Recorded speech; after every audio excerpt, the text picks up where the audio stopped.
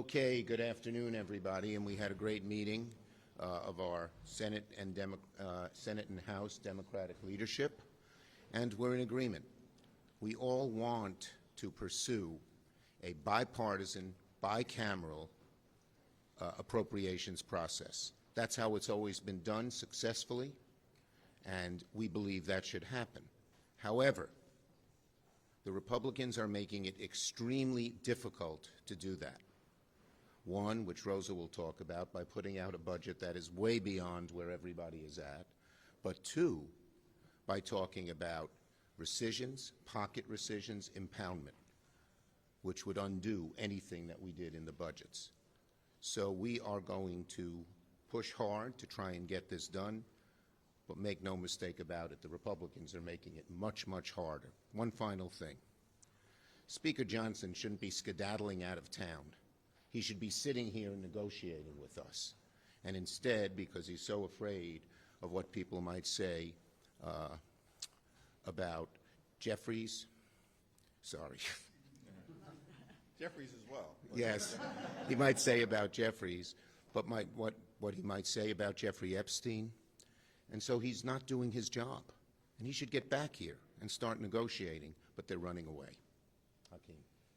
Thank you, Leader Schumer. We had a very strong and productive, open-ended and comprehensive conversation about the way forward on behalf of the American people. House and Senate Democrats are in complete and total alignment. As Leader Schumer indicated, in order to arrive at an appropriations agreement that meets the needs of the American people in terms of their health, their safety, national security, and economic well-being, it has to be a bipartisan process that's bicameral in nature. Democrats, Republicans, House, and Senate. And as has always been the case, we're prepared to engage in those discussions in good faith. But House Republicans are not there. House Republicans are, in fact, marching us toward a possible government shutdown that will hurt the American people. We remain ready, willing, and able to have the type of appropriations process that will yield a good result for the American people, but that process must be bipartisan and bicameral in nature. Thank you. Senator Murray. Yeah. Doing a great job as our member on the vote. Yeah, has a great partnership with Rosa. Thank you. We are all united in making sure that we're doing the right thing for the people we represent. They're worried about their housing, their health care, whether or not they can put food on the table. And our process here is to make sure that we are doing the right thing in funding the programs that they count on to be able to support their families. That's the appropriations process, and the only way we can do it is by being bipartisan, bicameral. Here in the Senate, we started our process today with a very strong bipartisan vote, and we thank our Republican colleagues and will continue to work with them. It rejects the Trump's budget and vote, and we are moving forward and will continue to do that. We call on the House Republicans to do the same so that people in this country don't see the chaos that will ensue if the House Republicans continue down this path. Thank you. Thank you very, very much. And I want to echo what my colleagues have said. And I have been on the Appropriations Committee for many years, and there's always been the give and take of the appropriations process. Democrats, Republicans, House, Senate, it's the only piece of legislation that needs all of that cooperation in order for the President to sign the bill. And as my colleague Patty Murray has said, it is the appropriations bill that every year at $1.7 trillion provides the goods, the services that the American people need, whether it's their health care, whether it's transportation, whether it's defense. The whole 12 subcommittees affect people's lives in a very, very profound way. That's what our job is. That process has been, on the House side, I will say, thwarted in this regard, that the bills that we are it's not a negotiation. It's a bill that comes forward that does not look to being bipartisan in a way that both Democrats and Republicans can come together. I will sit down. I will negotiate. I have over the years, anytime, day or night, because what we want to do because of the effect of appropriations on the American people, is to pass those bills. We believe in the appropriations process and what it can deliver for the American people.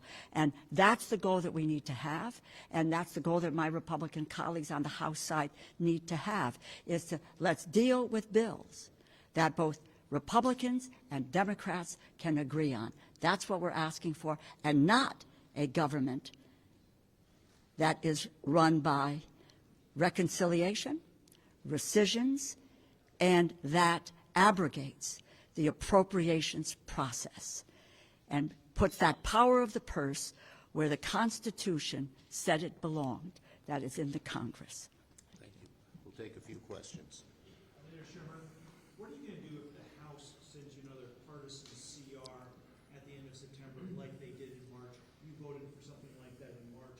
Do you have a different approach going Look, forward? the bottom line is, as I said, we are for a bipartisan, bicameral bill. That's what always has been done. The onus is on the Republicans to help us make that happen by having a budget where they can negotiate with their colleagues, Democratic colleagues in the House, and by not doing rescissions, pocket rescissions, impoundment. You want to answer that, Hakeem? Go I ahead. agree. Leader Schumer, what effect will it have if Republicans send another rescissions package before the end of the fiscal year? They shouldn't be doing rescissions, plain and simple, and that just spoils the whole process that we are trying to put together. So we urge them not to do it. It's unlawful. Yeah, and these rescissions Are unlawful. hurt everyday Americans, and this is consistent with the manner in which Republicans and Donald Trump have governed to date. Their one big ugly bill hurt everyday Americans, rips health care away from the American people, steals food from the mouths of hungry children, and all of this was done to reward billionaires with massive tax breaks. This is their approach to governing. Rescissions is just a continuation of that, and it's problematic for a variety of reasons, but the most important reason is that Republicans are actively trying to continue to hurt the American people, and House Democrats and Senate Democrats will continue to stand up for the American people. And one other point, the reason you saw such a large vote, even on the Democratic side, for the Milcon VA is it undid the DOJ cuts in a bipartisan way. It helped our veterans, who they were cruelly just cutting health care and everything else from. And so when they're willing to work with us, we will work with them. But they got to work with us, not go around us. Yes. Leader Schumer, what's the threshold that would cause you guys to walk away from this bipartisan process? Republicans have already passed a rescissions bill, and they're clear that they want to do more. Well, the bottom line is that we are going to continue to pursue this process, but we're asking the Republicans, not asking, we're demanding of the Republicans not to ruin it, plain and simple. Last one. Considering neither of you have endorsed Mamdani, are you considering backing Andrew Cuomo instead, or is there another candidate that you might actually? I'll just say I had a good talk with Mamdani last week, and I look forward to meeting with him in New York. Same. Thanks. Thank you, everybody. Get you back over on the House side.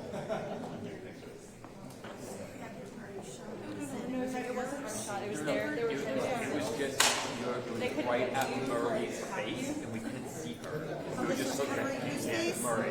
It's mostly she's so short. It wasn't on you. We were just hoping you could help us out.